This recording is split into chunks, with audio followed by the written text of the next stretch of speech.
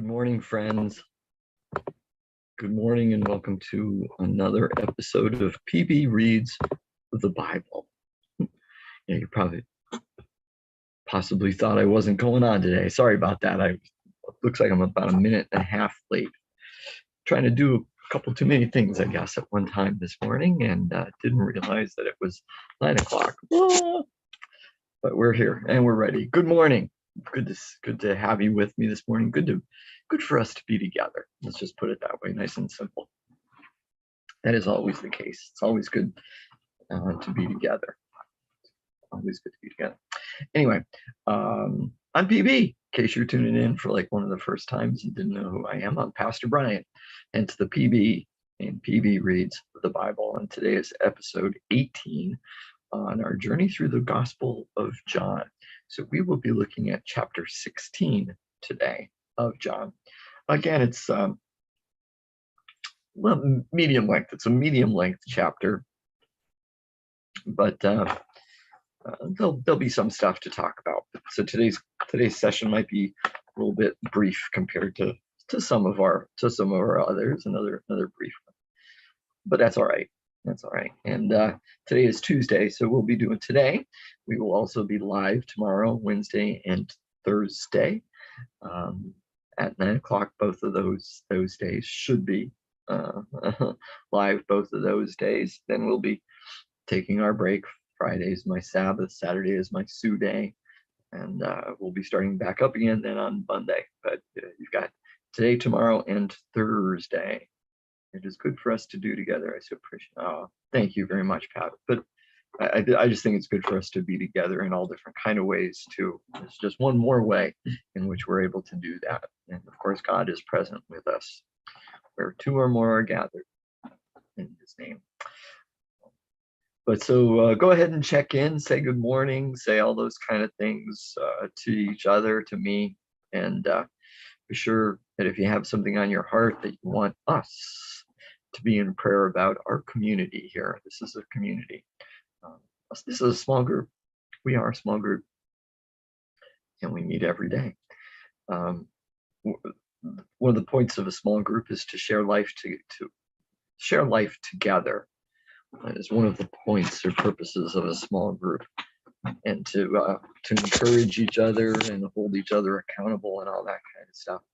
And to ask each other questions. So I think I'm going to ask you as a question, just to ponder. You can answer if you want to, but just something to keep in your mind as you go about today. Although it's a good question for any day. Here you go. How is it with your soul? So it's a good question to ask ourselves. How is it with your soul? So anyway, go ahead and check in. Let me know you're there. And if you're not watching live, you can still check in. Let me know that you're watching. I do go in a couple times to make sure. I did that this morning.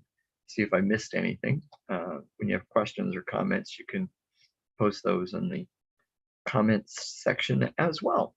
And I will get back to you. And if it's something that I think the entire group might have on their mind, I'll often wait a day or two and share it on another video. It's often in addition to merely replying to you individually. Oh, so we're on chapter 16. This is the last section of the final discourse. How's the funnel cake hangover? Well, that might have been what I was having yesterday, Cheryl. A little, like I said yesterday, a little too much. Too many carbs, a little too many calories. So I was very sluggish yesterday. I fell asleep last night without taking my contacts out. Oh. When I woke up this morning and I couldn't see, I said, dang it, you left your contacts in. Because when that happens, I usually can't see in the morning because they're kind of dry or whatever. Hence the glasses right now. They're at home cleaning, but I slept well. Let me just put it that way.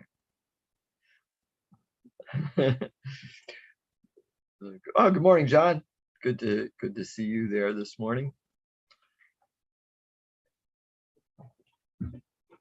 So where was I? Yeah, chapter 16. Yeah,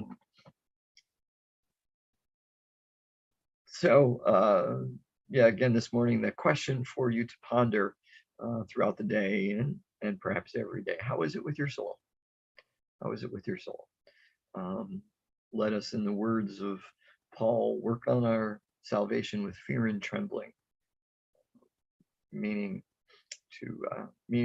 to continually work on our salvation, improving ourselves, moving on to perfection, with fear and trembling, with awe, but to be about that work. So how is it with your soul? How is it with my soul today? And like I said, that's just a question for you to ponder. You don't have to give me an answer. You don't have to give us an answer. Let's have a prayer. We did that yesterday. I think I like that idea. I probably should have been doing this all the time. Hey God, as we begin our days this morning, we pause. We pause for this opportunity to be together with each other, and especially with you, as we are spending some time in Scripture, in the Bible, in these stories from John, learning more and more about Jesus, about our relationship to Jesus, about our relationship with you, the Father, and about our relationship with the Paraclete. So be with us, God. We claim your promise that where two or more are gathered, you are with them. And lead our hearts, lead our minds, lead our mouths, that we might learn. In your Son Jesus' name we pray. Amen. All right. So, good morning, Marcia. Morning, Marcia. All right. So we're looking at chapter 16 today, and we're going to be picking up from verse 4b, the second half of verse B, because the first 3.5 verses of 16 actually kind of complete what Jesus was saying in 15. 15 was strictly a discourse. It's Jesus speaking, and the disciples there's no interaction with the disciples. There's not a dialogue. That changes. We're going to see a little bit anyway of dialogue. That the disciples are actually going to speak for the first time in 2 full chapters, and we also will see a shift in the conversation, in the points that Jesus is making. The chapter 15 was two things. It was the relationship to each other within the community, the relationship within the pieces of the community, the branches, and how they're connected to each other, and through Jesus, through God, and abiding in God's love and all that.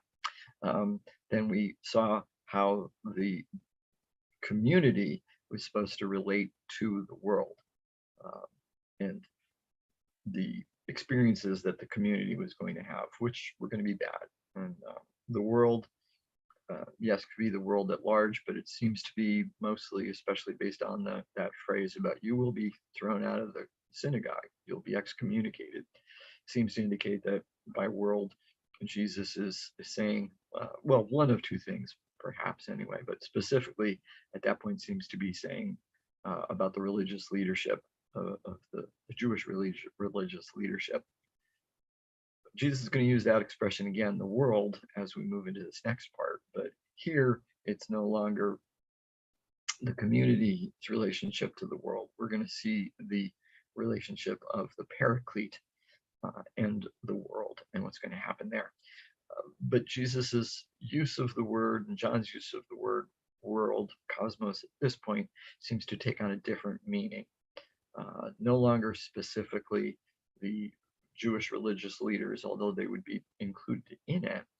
But for John, for Jesus, in this next piece, the world would seem to be anyone who does not believe in him and does not believe that he came from God, that he is God. So that would be the idea of the world in this section. All right. So we're going to be picking up then from the second half of verse 4 and 16. Good morning, Maureen, and good morning, Marilyn. Good to have everybody there this morning. All right. good crowd, or small group. So Jesus is pivoting that conversation, no longer the community in the world, it's the paraclete in the world. I did not say these things to you from the beginning because I was with you. But now I am going to him who sent me. Yet none of you asks me, where are you going? But because I have said these things to you, sorrow has filled your hearts. Pause. So it's not that the disciples are afraid to ask where Jesus is going, but they can't even ask anything because, as Jesus says, your hearts are filled with sorrow. Because he's been speaking more clearly and plainly about what's going to be happening, about his hour has arrived. And he's very, definitely indicating his death is approaching. And so they're so filled with sorrow, they can't even ask questions. Continuing. Nevertheless, I tell you the truth, it is to your advantage that I go away. For if I do not go away, the Paraclete will not come to you. But if I go, I will send him to you. And when he comes, he will prove the world wrong about sin and righteousness and judgment. About sin, because they do not believe in me. About righteousness, because I am going to the Father, and you will see me no longer. About judgment, because of the ruler of this world has been condemned. Pause. So Jesus is telling them that his hour, his glorification, which is his death, resurrection, and ascension. Remember, for John, those three are one continuous event. And his ascension in particular at this point is to the disciples' advantage, because then they will have the gift of the Paraclete to be with them, and all of the usages of what the Paraclete means and is. And it's interesting because in this section here, the Paraclete comes, and in verse 8, he will prove the world wrong because of sin and righteousness and judgment. The Paraclete is used in chapter 14 and has the job of a defense attorney, is what it sounds like, that the Paraclete will be there to defend them. Now here, the Paraclete's job is no longer as a defense attorney, but more of a prosecuting attorney, which again is perhaps another reason to not try to use one of the individual English words for Paraclete, because it can mean so many different things. Advocate no longer fits. That's how the NIV translates it at this point. Advocate. Advocate works in 14, where the job is as a defense attorney, but an advocate usually isn't a prosecuting attorney. An advocate is usually only that defense attorney coming to your aid when you need it. So it seems to be different. It's definitely not a comforter or a helper at this point, right? He's doing something far different than that. So Paraclete. Now the NIV and the NRSV translate the same word differently in verse 18. In verse 8, both are accurate. The NIV is probably slightly better translation. In the NIV it says, and when he comes, he will prove the world wrong. In the NIV it says, when he comes, he will convict the world of guilt in regard to sin. But they're actually neither. The NIV isn't more accurate. Neither one fully gets it. Another definition, another translation of the Greek word is expose, which is probably a better translation. And the two meanings of that word, expose. To expose something means to bring it out into the light, but to expose something also means to reveal the wrongness of it, to reveal it. Happy birthday, Jolene. Happy birthday, Jolene. Didn't realize it was your birthday. Happy birthday, Jolene. Wonderful. Oh, but I don't see Jolene on here. Oh, okay. All right. So it says that the advocate will expose the world, expose how the world is wrong about sin and righteousness and judgment. About sin because they did not believe in me. Remember, that's John's very clearly now. That's John's definition of sin. He has hinted at it. The author has hinted at it through his commentary and through what Jesus has said. But here, very, very clearly, probably the clearest definition he's given of what sin is for him: not believing in me, not believing in Jesus. About righteousness, because I am going to the Father and you will see me no longer. Pause. Let's not think of righteousness as like righteousness by faith and all that kind of stuff. If you followed along with me in Romans, hopefully you'll remember the idea of righteousness. The context of righteousness for the Greek has to do with vindication, especially whenever you're thinking about trials and stuff. And that's the motif that the author is describing in this situation. This is the language that Jesus is using, one of a trial setting, juridical situation, and in that he speaks of righteousness. So it's vindication, and that the world is wrong about vindication because I am going to the Father and you will see me no longer. That will be Jesus's vindication, proof of everything that he has said and done. That's his vindication.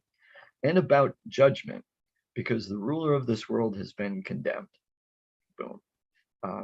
Through Jesus's death, resurrection, and ascension, the evil of this world and the evil ruler of this world has been condemned. Continuing. I still have many things to say to you, but you cannot bear them now. When the Spirit of truth comes, he will guide you into all the truth, for he will not speak on his own, but will speak whatever he hears, and he will declare to you the things that are to come. He will glorify me, because he will take what is mine and declare it to you. All that the Father has is mine. For this reason, I said that he will take what is mine and declare it to you. Pause. So when the Spirit of truth comes, remember that phrase, Spirit of truth, remembers emphasizes the connection between the Spirit and Jesus, because Jesus says, I am the way, the truth, and the life. And he will guide you into all truth, which both of these translate. The Greek word guide quite literally is made up of two root words meaning way and lead. So he quite literally will lead in the way. When we think about it that way, then we're reminded of another piece, a second piece of Jesus's declaration of who he is. I am the way, the truth, and the life. So the Spirit of truth will lead in the way. I think that's cool. Anyway, he will guide you in all truth. He will not speak on his own, but will speak whatever he hears. And the Greek there is confusing. Some translate it past tense, some translate it future tense, some translate it present tense. So whatever he hears is present tense, but it also could be whatever he will hear. And he will declare to you the things that are to come, not meaning predictions of the future, but that as the hours come, the Spirit will make things clear and will speak to you on my account. Will speak to you the things that the Spirit hears from me, from the Father. Well, in these last couple lines, as far as all that the Father has is mine, for this is reason that he said he will take what is mine and declare it to you, is Jesus is once again kind of hammering away at that connection that Jesus has with the Father. Verse 16, picking up from verse 16. A little while, and you will no longer see me, and again a little while, and you will see me. Then some of his disciples said to one another, what does he mean by saying to us, A little while and you will no longer see me, and again a little while and you will see me, and because I am going to the Father. They said, what does he mean by this? A little while. We do not know what he is talking about. Pause. The NIV gets it better with verse 18 when they say they kept asking. They kept asking. So in Greek, it almost sounds like they're stammering, like they're asking these questions amongst themselves, not like to Jesus, not out loud, but that they're like stammering. They can't finish their sentences, and they're stumbling over themselves. They can't speak right. Those silly disciples. And but they're confused by Jesus's language. What does he mean? What does he mean? Because even though he's been talking about descending and ascending, they're not getting it. They're not getting it. And so they're all confused. But in right now, they're confused in particular because of this phrase, a little while. Continuing, picking up from there, verse 19. Jesus knew that they wanted to ask him. So he said to them, are you discussing among yourselves what I meant when I said a little while, and you will no longer see me? And again, a little while, and you will see me? Very truly, I tell you, you will weep and mourn, but the world will rejoice. You will have pain, but your pain will turn into joy. When a woman is in labor, she has pain because her hour has come. But when her child is born, she no longer remembers the anguish because of the joy of having brought a human being into the world. So you have pain now, but I will see you again, and your hearts will rejoice, and no one will take your joy from me. On that day, you will ask nothing of me. Very truly, I tell you, if you ask anything of the Father in my name, he will give it to you. Until now, you have not asked for anything in my name. Ask and you will receive, so that your joy may be complete. Pause. That's a long passage, but wanted to get the flow of that sentence, that whole thing out there. Okay, so a little while, and you will no longer see me, and again a little while, and you will see me. Some people say that Jesus is talking about the second coming, even as far back as St. Augustine, I believe St. Augustine it was pointing to that as Jesus talking about the second coming. But really, based on the entire context of this, it makes more sense to just think about Jesus's death, resurrection, and post-resurrection appearances to his disciples. And why do I say that? Well, because of several different, and the word a little while has eschatological undertones to it, does have those eschatological undertones to it, talking about that.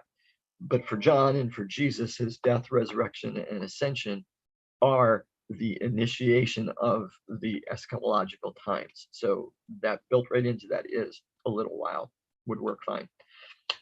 But let's look at it in Jesus's description.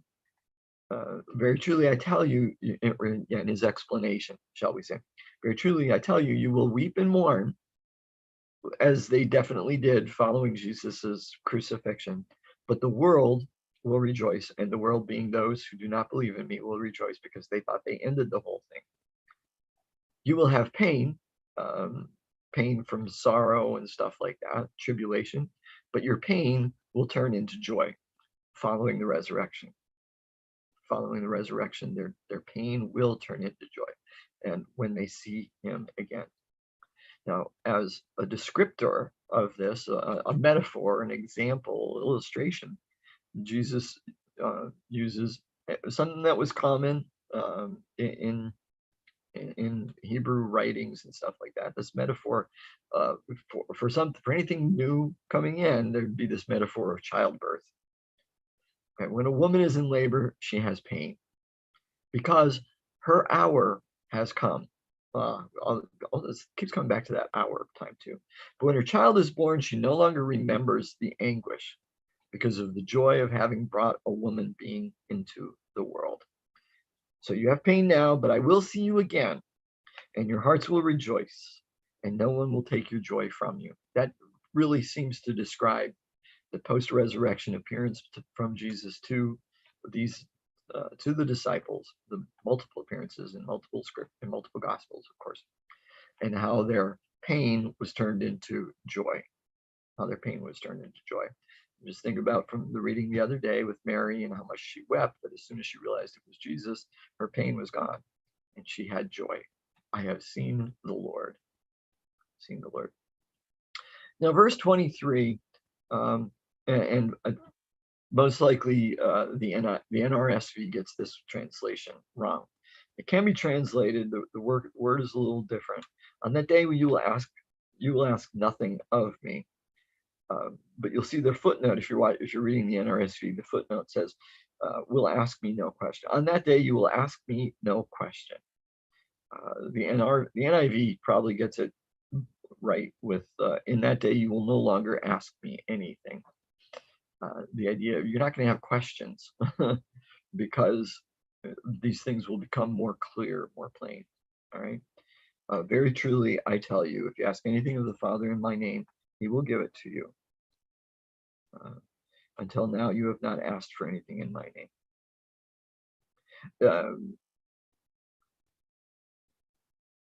But it can be confusing as far as where in my name should go.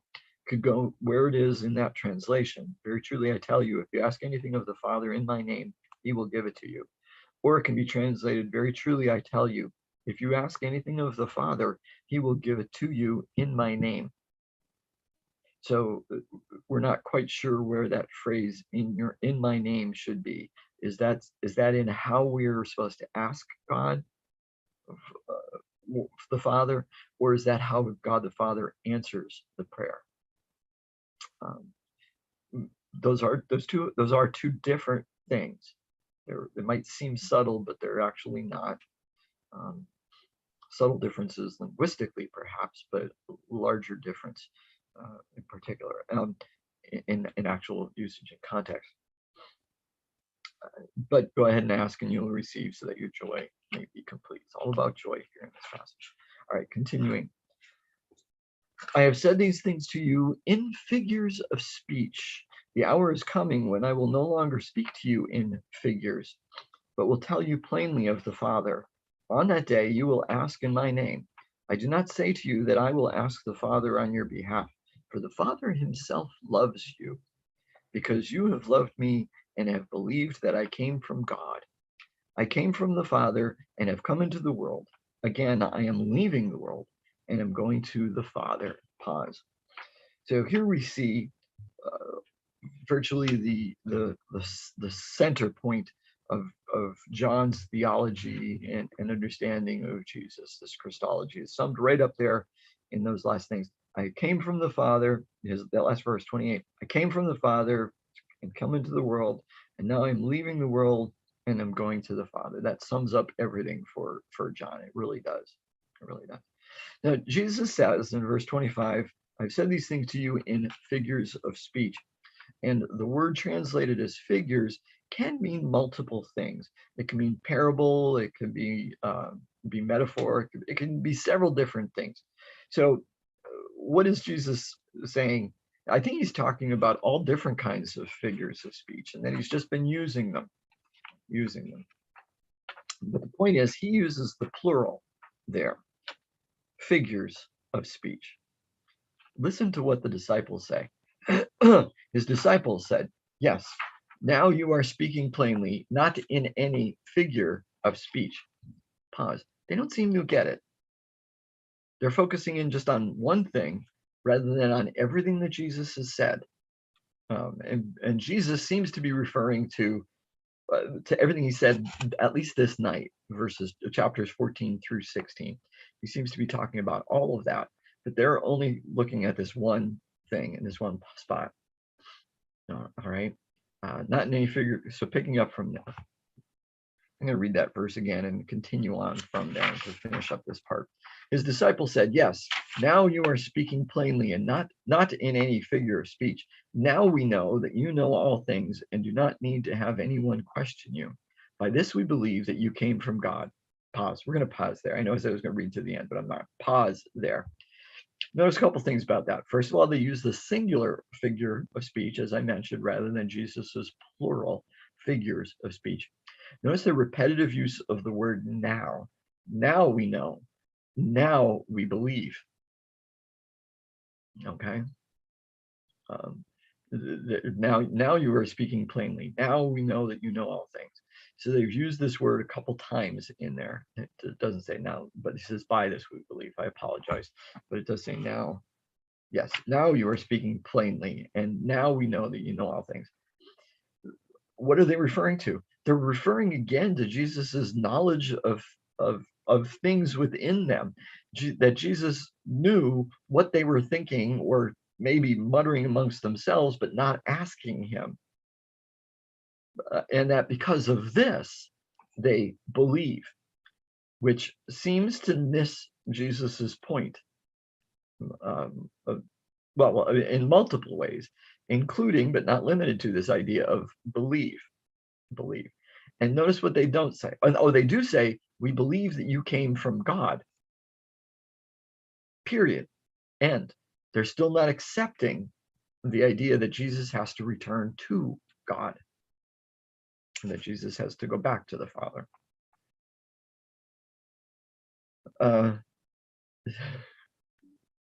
So Jesus answered them, do you now believe? This is the NRSV translation. Do you now believe? It can be translated as a statement or as a question. The NRSV translates it as a question. Do you now believe? The NIV translates it as a statement. You believe at last. But in both cases, we should read it semi-sarcastically. Whether it's a question or a statement. You read it as a question. Oh, you believe at last. Might even want to translate it as now you believe, because of their use of the word now. Now you believe. Jesus is not praising their belief. He's criticizing their belief. Ooh. Now you believe. The hour is come. Indeed, or the hour is coming. Indeed, it has come when you will be scattered, each one to his home, and you will leave me alone. Yet I am not alone, because the Father is with me. I have said this to you, so that in me you may have peace. In the world you face persecution, but take courage. I have conquered the world. End of chapter 16. End of chapter 16. So Jesus's last words there are rather condemning of their belief, perhaps because it's an incomplete belief. They don't get what Jesus has been saying to them and is saying to them. Well, my friends, I do pray that this has been beneficial to you, that you have learned something or relearned something this morning, that God has spoken to you through something we've said, something we've read today. And your thought for the day, your question for the day, and perhaps for every day is, how is it with your soul? How is it with your soul? As you go about your days, keep those eyes and ears, physical and spiritual, open to everything that our living, loving, active God is doing in your life and in the lives of those around you. When you see it, when you hear it, say, thank you, Papa, and then tell somebody about it. Until we meet again, my friends, be blessed.